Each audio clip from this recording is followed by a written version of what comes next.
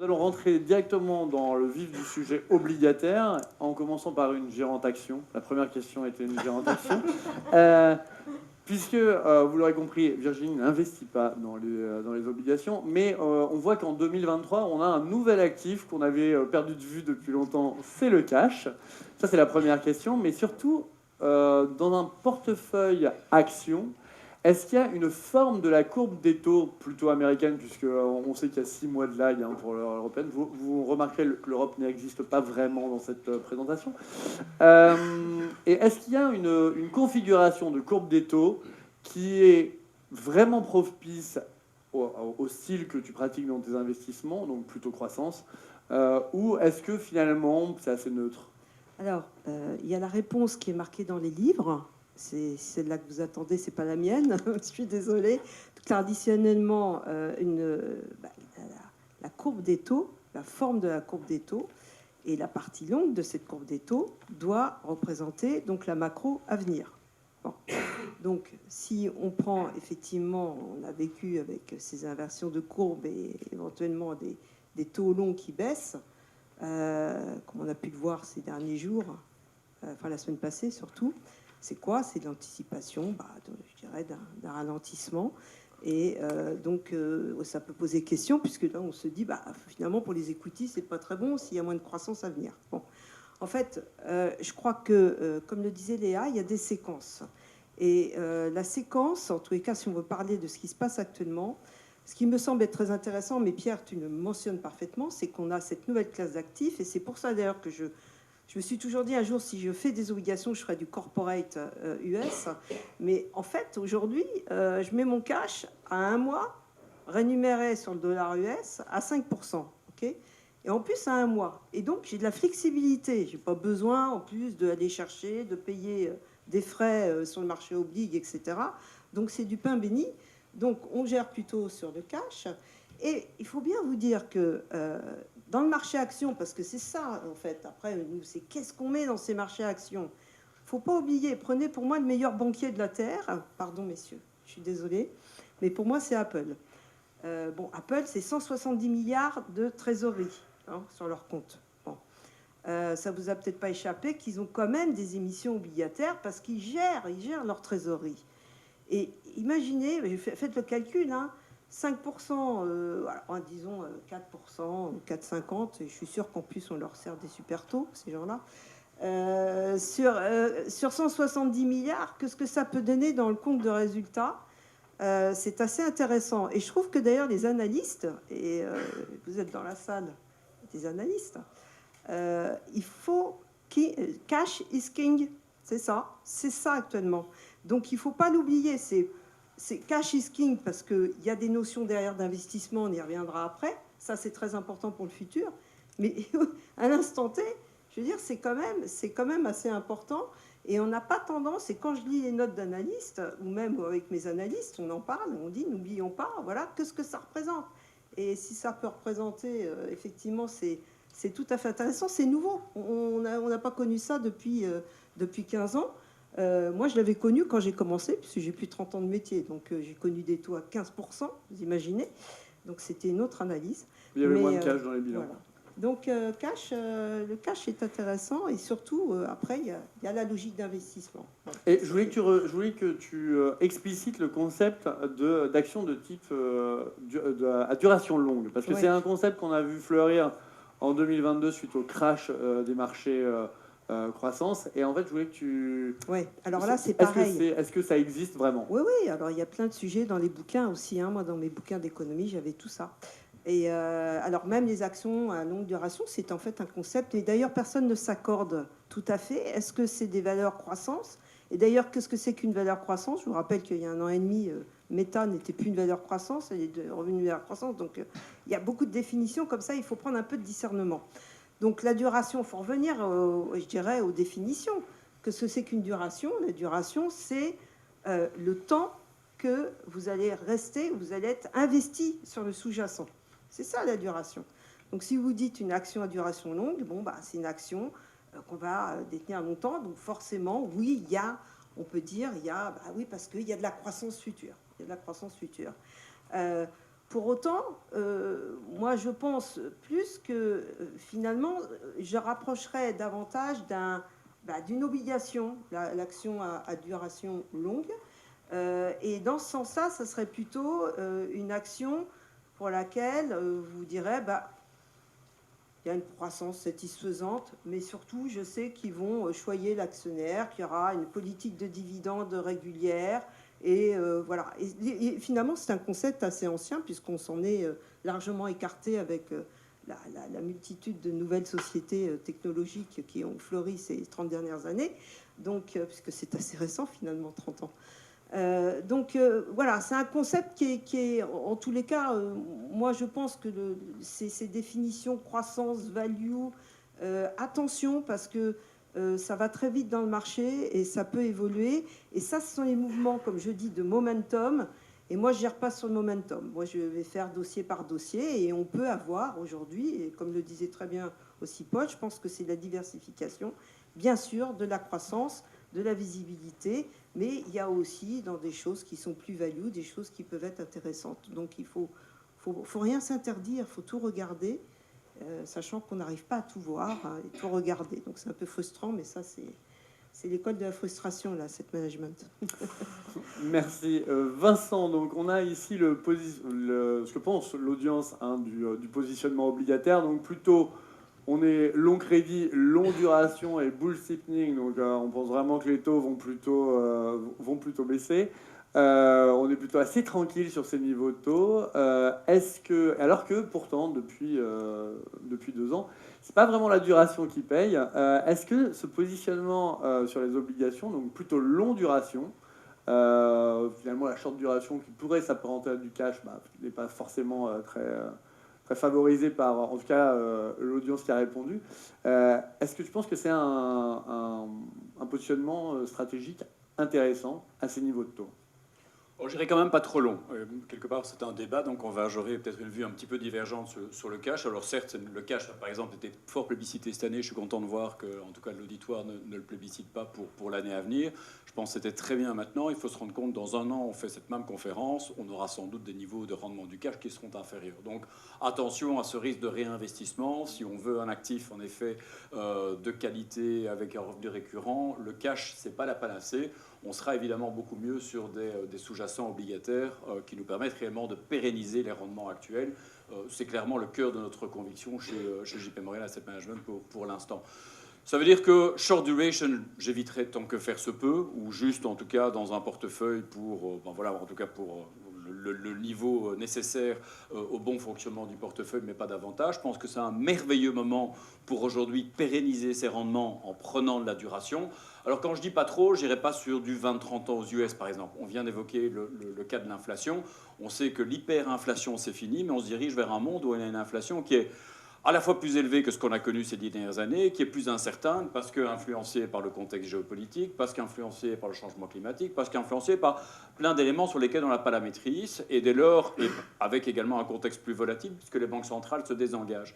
Donc cette volatilité sur le long terme de la courbe, c'est pas vraiment très intéressant de l'avoir en portefeuille. Donc j'ai envie de dire 5, 10, 15 ans, on est bien en termes de positionnement sur la courbe des taux. On a d'excellents rendements tant aux États-Unis qu'en Europe. Aujourd'hui, alors je ne dis pas que les actions ne feront pas mieux en 2024 que les obligations, mais aujourd'hui on a des ratios de Sharpe sur les obligations qui sont bien meilleurs sur les marchés d'actions. Ça, il faut quand même s'en rendre compte. Donc ça a rarement été le cas. Moi, je ne peux pas me souvenir, en tout cas ces 10 dernières années, qu'on a eu un aussi bon point d'entrée sur les marchés obligataires, tant lorsqu'on regarde les taux nominaux que les taux réels. Donc c'est vraiment un fantastique point d'entrée. Là où on est d'accord, c'est abordons-le peut-être par le crédit. Je pense qu'il y a vraiment quelque chose de très très bien à faire sur le crédit. Juste une question sur ce que tu viens de dire. Tu parles de ratio de Sharpe. Oui. Et pourtant, on a des courbes inversées. Alors, le taux court terme, il est quand même très élevé, et plus élevé que le taux à long terme. Donc comment tu le calcules, ce ratio de Sharpe? Parce que la volatilité attendue sur la classe d'actifs en l'occurrence, et partant du principe qu'on va réellement avoir au cours de la décennie à venir, et d'ailleurs très très rapidement, cette partie courte de la courbe des taux qui va continuer, qui va redescendre, tandis qu'on n'aura pas un élément parallèle sur la partie milieu de courbe, vente de la courbe, ou sur la partie longue de la courbe. Moi, je pars du principe que... Repentification. Repentification. Et aujourd'hui, les risques sont asymétriques et plutôt en la faveur des investisseurs obligataires. Si les taux prennent par rapport au niveau actuel, encore 1%, 2%. 2%, vous perdez à peu près 10% sur les trésoreries américaines. Quelle est la probabilité que les taux, par rapport au niveau actuel, remontent encore de 2%? Il faudrait réellement qu'on ait une accélération de l'inflation, une accélération de l'économie, qui parie sur un scénario d'accélération économique, accélération de l'inflation. Bah, un peu vous, non? Puisque, d'après ce qu'on a entendu dans la première partie, il y a beaucoup... L'AI va augmenter la croissance potentielle, l'inflation va être plus élevée. Alors, est-ce que on pourrait sur quoi? Pour emmener les taux 2% plus haut, oui, ok, un peu plus de croissance nominale, mais pas au point d'emmener les taux à ce niveau-là. On a des points d'entrée qui sont historiquement élevés. Moi, je parie plutôt sur une baisse de 50 à 100 points bas sur les trésoreries dans un horizon relativement proche. Ça veut dire qu'avec ce type de baisse, vous sécurisez du 5,5 de rendement sur votre crédit yacht et que derrière, vous avez encore des gains en capitaux tout à fait significatifs si les taux baissent. Donc aujourd'hui, plutôt entre 5 et 10 ans, plutôt sur du crédit, je pense que c'est le moment de choisir des fonds à maturité finie et de mettre quasi tout votre cash dedans, d'hypothéquer votre maison. Et alors pour le coup, JP Morgan, on n'a pas sur le marché, je vois ma collègue sur les ETF, on a quelques bons ETF crédit que je vous conseille de regarder notamment. Sur le souverain, je pense que ça vaut vraiment la peine de l'avoir en portefeuille, plutôt sur du souverain de qualité, plutôt US Treasuries, malgré tous les risques de dédollarisation et tous les risques qu'on a actuellement. En Europe, prenez de l'Allemagne ou des Pays-Bas, évitez tout le reste. Franchement, Amis italiens, merci. Si le spread remonte de 100 ou 2 points, 100 points base et vous efface tout ce que vous avez gagné sur le taux sans risque, vous n'avez rien gagné. Et puis, c'est un petit Donc peu... pas d'émergents, en fait, vu que... Alors, les émergents, c'est autre chose. Je pense qu'on a un Europe, vrai sujet intra-Europe en tout cas, restauration des équilibres budgétaires. Vous verrez, ça pourrait d'ailleurs être un sujet qui pourrait être assez rapide en 2024. On est en pleine discussion de la réactivation du pacte de stabilité et de croissance. Vous avez peut-être vu que la Karlsruhe en Allemagne aujourd'hui a retoqué l'idée d'avoir des éléments off-balance sheet en Allemagne. Donc l'Allemagne va revenir assez rapidement à une phase d'austérité qui pourrait peut-être nous être imposée dans les autres pays européens. La France a d'ailleurs déjà publié un budget 2024 qui sera en baisse par rapport à 2023, alors pas suffisamment d'après les agences de notation. Mais attention, ce risque souverain intra-Europe, il est bien présent. Alors dans les émergents, si on va avoir un biais qualité, ce serait plutôt avoir une préférence pour du local currency par rapport à du hard currency. Mais sur le local currency dans les émergents, c'est un sujet en soi. Je pense qu'il y a une réelle chose à jouer sur cette classe d'actifs. Si je regarde dans l'histoire récente, on n'a jamais eu des émergents aussi bien positionnés à ce moment, la dernière hausse de taux aux États-Unis, que pour profiter du rebond. Les banques centrales émergentes, elles étaient pour une fois pas en retard sur la Fed, elles étaient plutôt en avance. Elles peuvent d'ailleurs déjà aujourd'hui baisser les taux. L'inflation, c'est un problème qui n'est plus depuis mieux de l'an passé en Asie, en Amérique latine. Donc, problème inflationniste résolu. Baisse de taux, on peut appuyer sur l'accélérateur, alors que nous, on est en train de se demander, tiens, quand est-ce qu'on va lâcher le frein? Donc on est réellement dans une phase qui est vraiment beaucoup plus favorable. Et sur local currency, on a évidemment les émetteurs de qualité. On va retrouver le Middle East, on va retrouver pas mal de bons pays en Asie et autres. On a des taux réels qui donnent envie aux gérants equity. On a du 7, 8, 9% de taux réels sur pas mal de pays, de très très bonnes factures. Donc c'est quelque chose vraiment à regarder, je le pense. Très bien, merci beaucoup. Paul, on a vu que le high yield s'était hyper bien comporté en 2022, relativement bien sûr aux autres classes d'actifs obligataires. Mais encore une fois, en 2023, là, on a une classe d'actifs qui caracole. Est-ce que, comme l'a dit Vincent, on va finalement ne plus être si bien rémunéré pour le risque pris, ou c'est quelque chose encore à privilégier? Le high yield d'abord, je suis étonné par le fait que les spreads sont, surtout aux US, sont moins élevés que le moyen historique, dans un contexte où l'économie est en train de décélérer.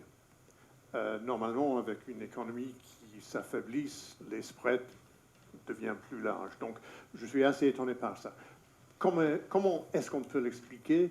Peut-être par le fait que les marchés dans les dernières 2 années, en fait, les boîtes, ils étaient incapables d'utiliser les marchés pour se financer, parce que les marchés étaient quelque part fermés. Donc, il y avait moins d'offres côté high yield. Donc, peut-être ça a poussé vers le haut les prix et vers le bas le rendement. D'autre côté, il y a les prêts leveragés, le bank loans. Donc les sociétés, ils ont utilisé plutôt le bank loans. Donc il y a une offre qui est plus large côté bank loans. Et c'est pour ça que le rendement sur les bank loans est très intéressant aujourd'hui. Donc moi, bizarrement, dans un contexte où j'attends qu'il y aura une baisse des taux longs, normalement, dans ce contexte-là, je préférerais le high yield parce que la duration est plus longue que pour les bank loans où il n'y a pas vraiment de duration. Mais bizarrement, aujourd'hui, je préfère les bank loans parce que le yield, le current yield, est très intéressant, je trouve. Et le spread? Le spread, si on regarde le discount margin, par exemple, sur les bank loans, je trouve que c'est plus ou moins normal. Et par contre, côté high yield, les spreads ne sont pas assez généreux, étant donné l'état de l'économie. Donc, je préfère bank loans à high yield. J'attends les deux côtés encore une augmentation des défauts. Mais si je prends ça en compte, je prends en compte un élargissement des spreads côté high yield. Les retours sur investissement que je projette sont plus intéressants côté bank loans. Bon courage, Maria Margarita, pour faire la synthèse. Une question pour Léa. Donc, on a promis de ne pas faire de l'ESG dans cette conférence, mais on est bien obligé d'en faire, puisque vous adorez le crédit. Et donc, est-ce que de votre point de vue, le crédit est attractif? Et la question réelle que j'ai écrite, c'est est-ce que les green bonds, qui ont été largement dévalués depuis la normalisation des taux d'intérêt, constituent un véhicule idéal, parce que j'ai bien évidemment mon avis, donc plus que les actions, en tout cas, pour profiter à la fois d'un rendement attractif et financer la transition énergétique et climatique? Peut-être un peu moins glissant que la géopolitique, mais quand même le ESG, le greenwashing, le crédit et le reste aussi. Premier point déjà sur le crédit, je suis totalement en accord avec Paul. Il y a un vrai sujet d'interrogation économiste quand on regarde la classe d'actifs crédit. C'est que pourquoi aujourd'hui, dans une phase de décélération forte de l'activité, on n'a pas plus de hausse de taux de défaut? Alors certes, il y a une résilience, certes, il y a des facteurs explicatifs, mais on a quand même en attente une hausse des taux de défaut avec un écartement des spreads et il aurait déjà dû être là. Donc c'est un sujet sur lequel le crédit, attention, dans le scénario 2024, sur lequel on a quand même un scénario de ralentissement des principales économies. Sur la question quel green bond et quel classique en faire, je remets encore une fois la question de la séquence et je pense que s'il y a quelque chose à retenir aujourd'hui, c'est qu'on rentre dans des bascules structurelles qui sont très fortes avec deux facteurs. Donc on a parlé des questions géopolitiques, on a parlé de la révolution de l'IA, des révolutions technologiques. Il y a deux autres sujets. Le changement climatique et quelle implication, ça rentre là-dedans. Et je vous mentionnais tout à l'heure, dans ces quatre changements tectoniques qui apparaissent, des changements de politique économique. Aujourd'hui, on rentre dans ce qu'on appelle en macro de la répression financière, avec des autorités publiques et monétaires qui vont petit à petit chercher à orienter les investissements vers les classes d'actifs, ou en tout cas vers les sujets de transformation de société, notamment les green bonds et notamment tout ce qui est associé à ces effets-là. Donc, est-ce qu'il y a une surperformance des actifs vers comparativement aux autres? Encore une fois, je pense que la diversification, la sélection et l'approche même avec laquelle vous notez ces actifs-là est un sujet de discussion très glissant en soi, donc je n'irai pas dessus. Par contre, dans un contexte où la révolution, où le changement climatique est un sujet d'avenir et la réorientation des investissements par les autorités publiques aussi, oui, il faut le considérer et on va de toute manière avoir un flux d'investissement parce que les autorités vont le demander. Très bien, merci beaucoup. Pour conclure cette partie obligataire, donc l'audience avait également des questions à poser. Donc c'est là que la première question sur les stratégies non directionnelles, sur les taux, on a vu que ça avait très bien marché pour certaines sociétés de gestion et certaines stratégies. Est-ce que, à votre avis, ces stratégies sur le taux, le crédit, long short crédit, peut encore avoir de beaux jours devant elles si vous escomptez une hausse des défauts? Est-ce que la réponse n'est pas évidente? Qui veut répondre? Bon, elle est évidente. Je pense qu'il faudra évidemment un peu plus discriminer. Je pense qu'il y a déjà un sujet à yield investment grade au sein des indices, en tout cas une question à se poser par rapport à ce risque 2024, c'est déjà une première. Mais oui, je pense que dans l'univers obligataire, de manière générale, par rapport à la remarque que j'ai pu avoir précédemment, aller chercher de la décorrélation supplémentaire avec des stratégies long-short fait tout à fait sens. Ou aller chercher des stratégies avec je dirais, des déviations légères par rapport aux indices de référence. C'est ce qu'on fait nous aussi beaucoup au sein des portefeuilles. Je pense que oui, la gestion active au sein des marchés obligataires est plus que jamais nécessaire compte tenu de cette volatilité qui revient et compte tenu de notamment ces risques sur certaines signatures qui sont évidents. Maria, à toi la parole. Donc, d'après notre panel, comment on situe la partie obligataire de ce portefeuille varié? Oui. Donc, du coup, c'était un peu difficile de situer les panels. Mais d'après notre panel, on sent que notre panel a une préférence pour les actifs de qualité. Et donc, du coup, il y a quand même une surpondération sur les crédits investment grade euro et dollars. Et une surpondération sur la dette souveraine euro et dollar. Après, pour les autres rendements, on a une sous-pondération pour les euro high yield et on est neutre sur les dollars high yield. Et après, pour la dette émergente, il y a quand même une faible surpondération sur la dette émergente en devises locales. Donc, voilà le positionnement. Est-ce que vous êtes d'accord avec ce positionnement? C'est celui que j'ai envoyé. Oh, ça tombe bien, on l'avait reçu.